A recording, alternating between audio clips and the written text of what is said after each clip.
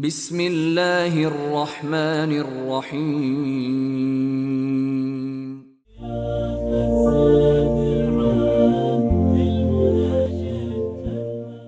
رسول اللہ صلی اللہ علیہ وآلہ وسلم نے فرمایا، قیامت اس وقت تک قائم نہ ہوگی جب تک دو عظیم جماعتیں جنگ نہ کریں گی۔ ان دونوں جماعتوں کے درمیان بڑی خون ریزی ہوگی، حالانکہ دونوں کا دعویٰ ایک ہی ہوگا، اور یہاں تک کہ بہت سے جھوٹے دجال بھیجے جائیں گے، تقریباً 30 دجال۔ ان میں سے ہر ایک دعویٰ کرے گا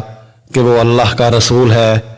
اور یہاں تک کہ علم اٹھا لیا جائے گا، اور زلزلوں کی کثرت ہوگی، اور زمانہ قریب ہو جائے گا، اور فتنے ظاہر ہو جائیں گے، اور حرج بڑھ جائے گا، اور حرج سے مراد قتل ہے، اور یہاں تک کہ تمہارے پاس مال کی کثرت ہو جائے گی بلکہ بہہ پڑے گا، اور یہاں تک کہ صاحب مال کو اس کا فکر دامنگیر ہوگا کہ اس کا صدقہ قبول کون کرے، اور یہاں تک کہ وہ پیش کرے گا، لیکن جس کے سامنے پیش کرے گا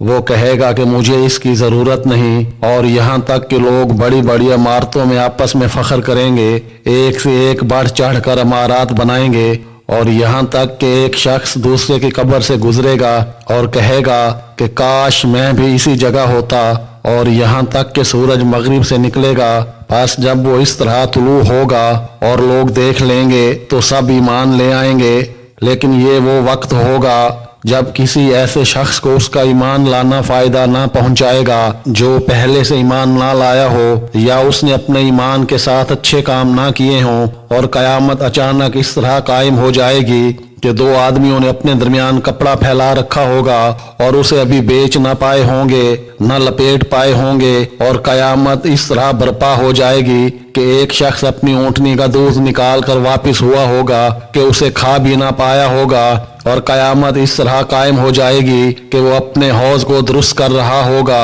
اور اس میں سے پانی بھی نہ پیا ہوگا، اور قیامت اس طرح قائم ہو جائے گی کہ اس نے اپنا لقمہ منہ کی طرف اٹھایا ہوگا اور ابھی اسے کھایا بھی نہ ہوگا۔ ایک شخص نبی کریم صلی اللہ علیہ وآلہ وسلم کی خدمت میں حاضر ہوا اور کہا